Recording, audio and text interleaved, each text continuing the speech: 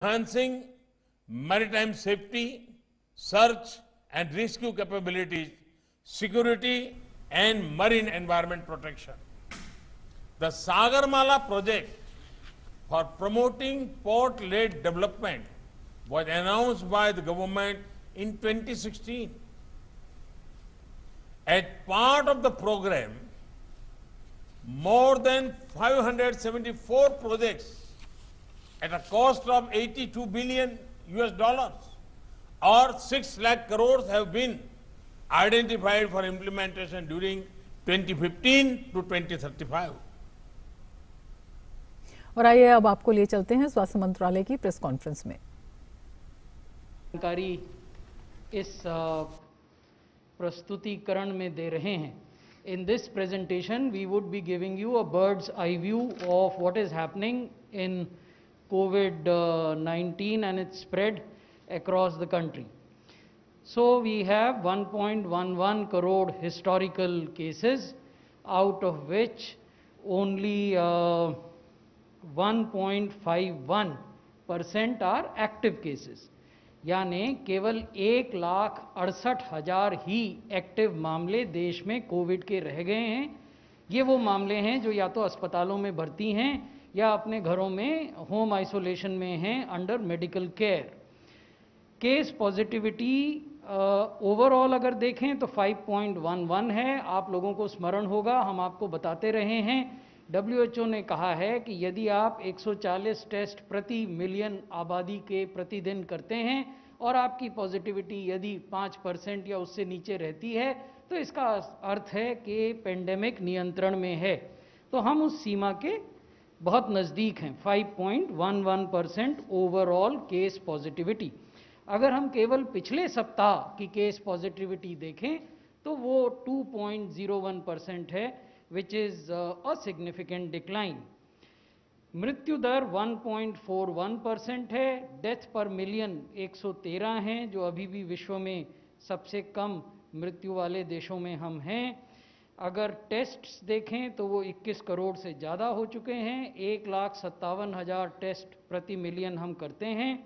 Case fatality पिछले week की अगर देखें तो ये 1% से भी कम है, 0.72%। अधिकांश केसेस 2 राज्यों में हैं। महाराष्ट्र में लगभग 78,825 और केरला में 48,000। दे together contribute 75% of the active cases. ये स्थिति है केसेस की और रिकवरी की। देश में जो केसेस रिकवर हो चुके हैं वो 97% से अधिक है। ये जो हरा हिस्सा है इस ग्राफ का, ये आपको दिखाता है कि 97% से ज़्यादा रिकवरी है कोविड से और 1.51% एक्टिव केसेस हैं। जो नीला हिस्सा है जो आप देख रहे हैं, जो लगातार नीचे घटता जा रहा है, वो एक्टिव केसेस का है। और बीच में जो लाल रंग की आपको रेखा दिखती है वो मृत्यु दिखाती है। तो मृत्यु 1.41% है, एक्टिव केसेस 1.51% हैं और रिकवर्ड केसेस 97.08% हैं।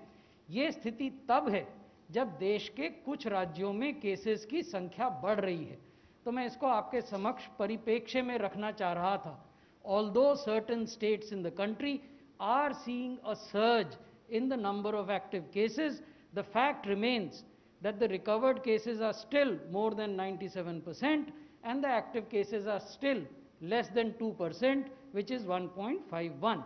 So this is the broader national perspective.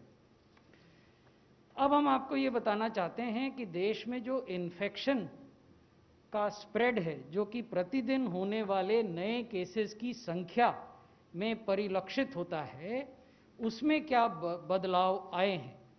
The spread of infection in the country is reflected in the number of daily new cases, and this graph shows you the cases as they have behaved from June 2020 to 2nd March 2021।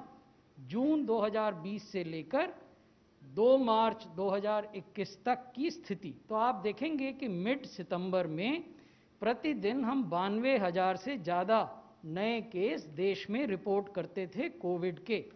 फिर वो लगातार घटते गए और नवंबर में ऐसी स्थिति आई कि हम 92,000 से घटकर 50,000 नए केस प्रतिदिन रिपोर्ट कर रहे थे। फिर लगातार गिरावट जारी रही और दिसंबर के अंत में हम 18,700 से अधिक केसेस प्रतिदिन नए केस रिपोर्ट कर रहे थे देश में। ये और घटे और फरवरी के प्रारंभ में केवल 8,600 रह गए थे प्रतिदिन नए केसेस जो रिपोर्ट होते थे। The daily new cases that were reported were as low as 8,635. But of late, certain states that we will now be discussing in course of this presentation have shown a surge, as a result of which the daily cases from a low of 8,635 per day are now at 12,286. So this is a brief graphical representation of the daily new cases. अगर पिछले 2 सप्ताहों की स्थिति को आप देखें तो कौन से ऐसे राज्य हैं जहां प्रतिदिन औसत नए केसेस की संख्या 200 से अधिक है? Because these are the states which are significant from the epidemiological point of view for us as well as for the health departments of various state governments. Chhattisgarh में औसत नए केस प्रतिदिन पिछले 2 सप्ताह की औसत के आधार पर 248 नए केस आते हैं।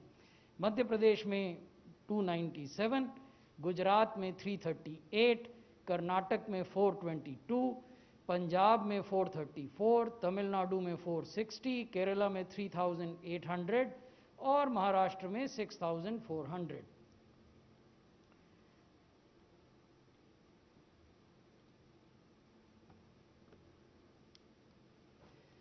अब मैं आपको राज्यों के बारे में, जिन राज्यों की हमने जिक्र किया, उनके ग्राफ दिखाना चाहूँगा।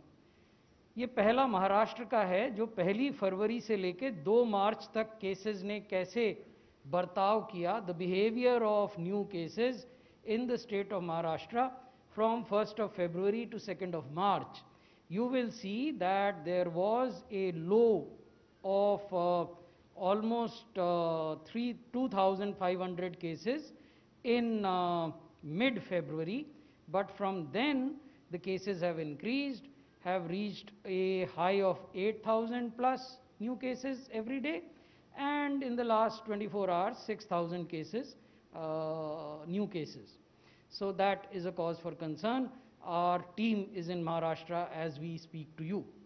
In Tamil Nadu, the interesting thing is that cases seems to have plateaued without any decline. So the decline was seen from 1 February to roughly 10 February, and from 10 February onwards, the cases seems to have plateaued, and we have also deputed a central team to Tamil Nadu. If we look at Punjab, there is a marked, distinct, steady increase in cases. And this increase has started from 1 February onwards, and from 1 February to 2 March, cases have gone on increasing. Haryana shows a mixed trend. Cases have increased, and then in the last 2 days, they have started declining. So we are monitoring Haryana also. In Punjab, we have deputed a central team. Gujarat and Madhya Pradesh also we have deputed central teams. Gujarat had seen a decline in mid-February, but now it is again showing an increase, although in the last 2 days the numbers have come down in Gujarat. If we look at Madhya Pradesh, particularly the districts of Madhya Pradesh that adjoin Maharashtra, they are showing an increase in new cases. We will now talk of COVID vaccination. The total doses which have been administered till 1 p.m. today are 1,48 lakh plus. Out of this, 2,08,000 doses have been given to people who are 45 to 59 with comorbidities, and 60 plus. 67 lakh doses have been given to healthcare workers as first dose. 25 lakh 98,000, almost 26 lakh doses have been given to healthcare workers as their second dose, and frontline workers 53 lakh plus doses have been given to frontline workers. We will also like to share with you the granular picture of how states are performing in terms of COVID-19 vaccination. So we have 9 states and UTs where either 100% of first dose to registered healthcare workers or more than 90% has been given. These are Lakshadweep, Odisha, Madhya Pradesh, Rajasthan. The good thing to note is that states like Jharkhand, Karnataka, Tamil Nadu, Gujarat,